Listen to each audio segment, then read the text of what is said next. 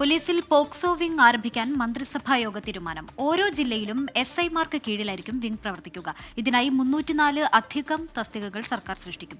വിവരങ്ങളുമായി തിരുവനന്തപുരത്ത് നിന്ന് ഷെഫീദ് റാവുത്തറാണ് ചേരുന്നത്. Shefeed, good evening. മന്ത്രിസഭാ യോഗത്തിന്റെ തീരുമാനമാണ്. ഈ പോക്സോ വിംഗ് എങ്ങനെയായിരിക്കും പ്രവർത്തിക്കുക? അതിൽ എത്ര ഉദ്യോഗസ്ഥരുണ്ടാകും? അതിന്റെ വിശദാംശങ്ങൾ.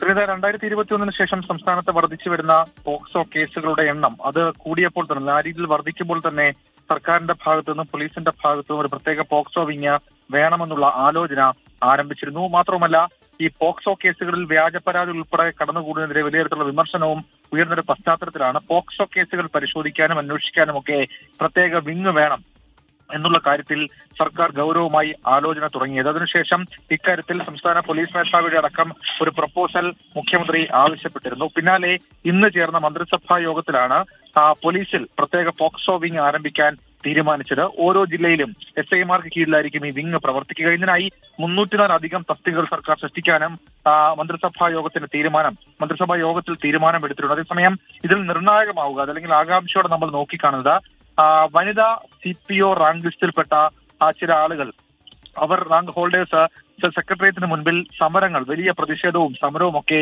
നടത്തി വരികയാണ്.